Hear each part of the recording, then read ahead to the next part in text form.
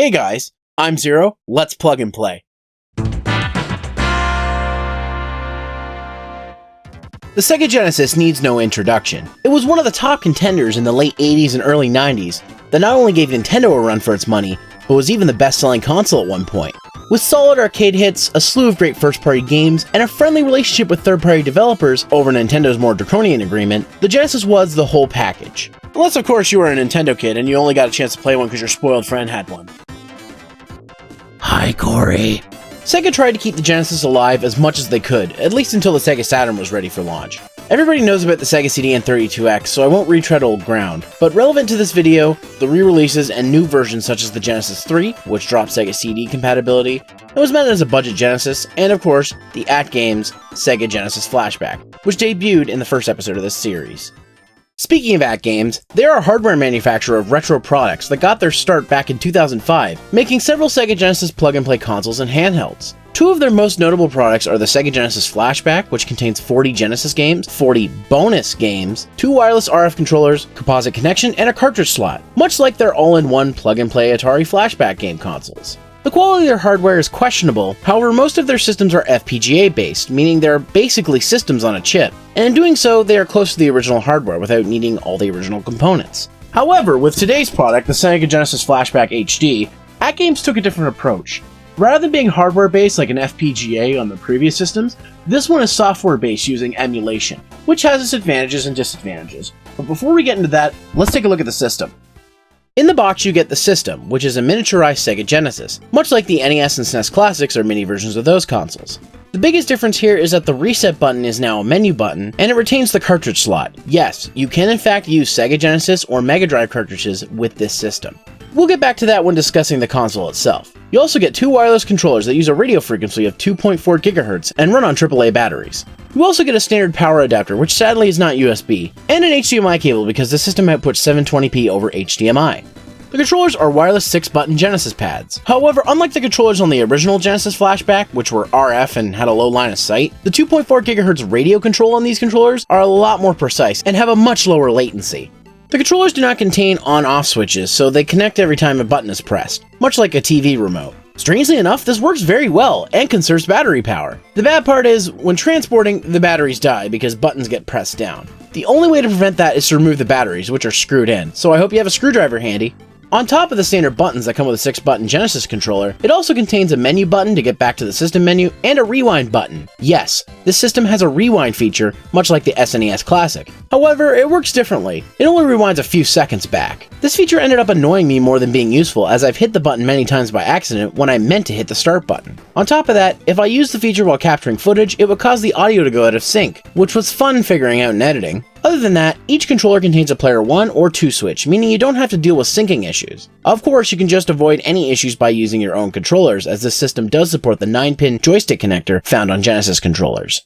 Now on to the system. Like I mentioned earlier, it is an emulation system that is Android-based, similar to other clones such as the Retron 5 or Retro Freak. The interface is split off into sections such as cartridge slot, which is where you can download and launch the data from an inserted cartridge, favorites, where you can see the games that you have favorited, recent, which shows your most recently played games, Sega games, which includes the 40 included Sega Genesis, Master System, and Game Gear games, more on that later, Mortal Kombat games, which is where the 3 Mortal Kombat games are, Sonic games, all the Sonic games included, self-explanatory, bonus games, which are extra games that were included in addition to the Genesis games, and About, which has a QR code that leads to the American ATGames website. The menu is kind of a pain.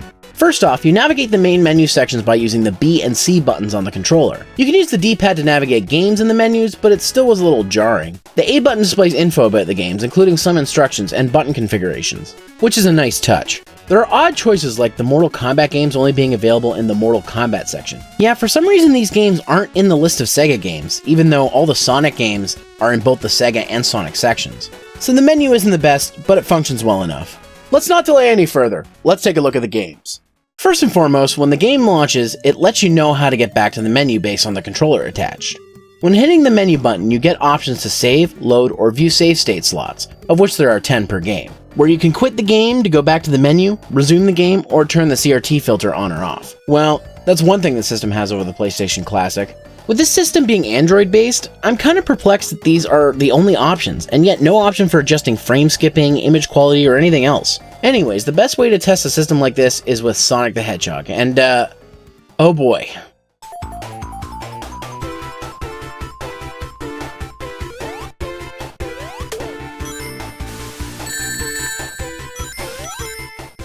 So Sonic runs and the sound is pretty accurate, and I can't understate how great the Sega games look on this. The upscaling to 720p is very natural, however the system seems to have a frame skip that cannot be turned off. This makes Sonic the Hedgehog kind of hard to play. Things only get worse when I switch to my favorite of the Genesis series, Sonic 2.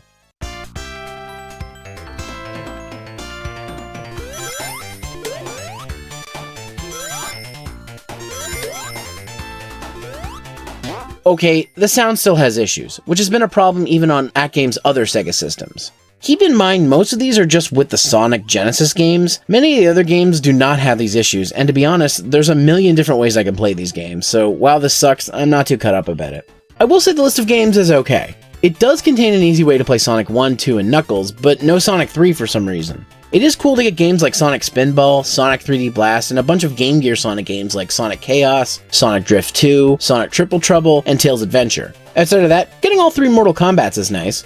It has 4 different Alex Kidd games, 3 of which were on Master System. The first 4 Phantasy Star games, which is a first, as usually the first is missing from the Genesis compilation since it's a Master System game. Both Fantasy Zone games, 2 of the Shinobi games including Shadow Dancer, 3 games from the Shining series, and even great games like Psycho Fox.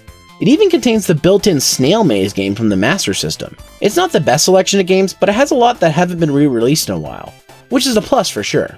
As for the bonus games, they're all bad. While having a ton of built-in games is great, how well do they run? We already saw what Sonic has to offer, and it's not great, so let's compare a few others, and also throw in a few.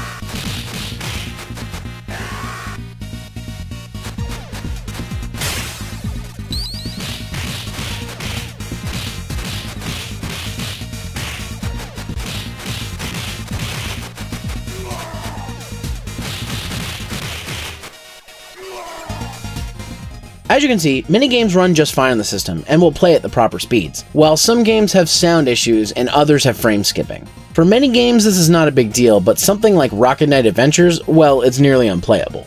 Then there's what happened with Contra Hardcore, and I don't know what to say. Apparently the system is having issues with the game's scrolling, which is very odd. Sadly, there is no way to modify the emulator settings in this. Unlike the PlayStation Classic, you can't just hook up a keyboard and access the emulator menu on this thing, which would have been great, but sadly, there's no USB port on the system, and as far as I know, you can't use the HDMI port for data. I tried a few other things with this system. First off, Blondie had an old Rocket Knight multi-cart which contained the Japanese version of the game. The thing about this cart is it randomly loads one of the two games on the cart. It worked about the same on this system. When using anything that uses lock-on technology, it only detects the game inserted into the lock-in game. Or, like in the case with Sonic and Knuckles, it detected them as separate games, meaning I couldn't utilize Sonic and Knuckles or my Game Wizard cheat device. I also tried a Chinese multi-cart and an official arcade multi-cart. The official cart loaded as a single game, while the Chinese cart loaded each game individually. I also tried an import game, Rockman Mega World, otherwise known as Mega Man The Wily Wars. It worked, but it had some graphical glitches. Then I decided to embrace my inner Stop Skeletons from Fighting fan and get dumb. I tried connecting the only 32X game I have, Cosmic Carnage, into my Game Wizard, and it actually read the game. Sadly, it wouldn't boot up, but I thought that was crazy that it would work, and made me want to try a few other things. I tried a couple of Master System games with the Game Wizard, sadly it couldn't detect them. And then I just started to stack shit with varying results.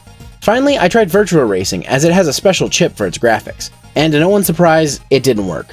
And no, you can't use the Sega CD or the 32X with this system. And as far as I know, you can't use the power base converter either.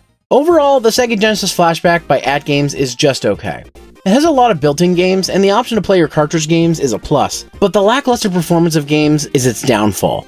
It's also sad to see that the system is emulation-based, when all previous ATGames Sega clones have been FPGA-based. Had it been, some of the compatibility and performance issues could have been prevented. Even ignoring all that and going with the system to play Genesis games in HD, it's still hard to recommend, as there are many other solutions to play games in HD. If you'd like to play your original Genesis carts, there are FPGA-based clones like the Super Retro Trio Plus HD, which isn't perfect, but uses hardware over software to play Genesis games in HD. If you've got the cash, Analog's Mega SG, which like their other systems is an FPGA-based Rolls-Royce of Sega Genesis consoles, and it has compatibility with the Power Base Converter, the Sega CD, and the 32X. If you're okay with emulation, you can get the Retron 5 to play your Genesis carts, and even your Master System and Game Gear games in HD, with a special add-on for the system. If you don't have a need or want for any original cartridges, you can get one of the many Sega compilations available on several systems. While these don't contain all the games, they contain the most popular games, and some versions even add features such as online play. And lastly, the recently released Sega Genesis Classic from Sega comes with a bunch of built-in games, including some that are harder to find. This system marks the end of Sega's partnership with ATGames. After the backlash against this system and the announcement of the Genesis Classic, Sega cut ties with them and are refocusing their hardware and compilation efforts. You can still see remnants of these designs in ATGames' newer Blast and Legend series consoles, which have their own issues, sadly. On top of all this, they've been aggressive on social media with their customers, and they would even block people who had questions about their products. It seems something has been going on over there, as most recently they developed the Atari Flashback Classics for Nintendo Switch, a compilation of 150 Atari games. Does this mean that ATGames is switching to software? Only time will tell, and sadly, this won't be the last time you'll be hearing about them from us. Anyways guys, thanks for watching this episode of Plug and Play. We'll see you on the next one. Hey guys, thanks again for watching the latest episode of Plug and Play. On the screen here, I'm going to give a shout out to my patrons. If you like what you saw and you want to support me, head on over to patreon.com/Zeromaster. For as little as $1 Canadian a month, you can get behind the scenes extras, early access to videos, and a whole lot more. If you like what you saw, consider subscribing to RiverCityGamers and my channel, Zeromaster Reviews. You can also follow me on Facebook at Zeromaster Fanpage, follow me on Twitter at Zeromaster, and I stream on Twitch every Tuesday and Thursday at 8:30 p.m. Eastern Time on twitch.tv/Zeromaster.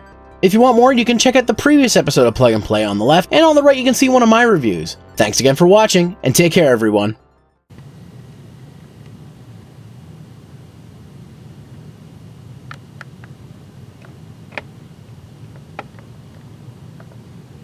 Okay, that might be too much. Oh, jeez. Alright.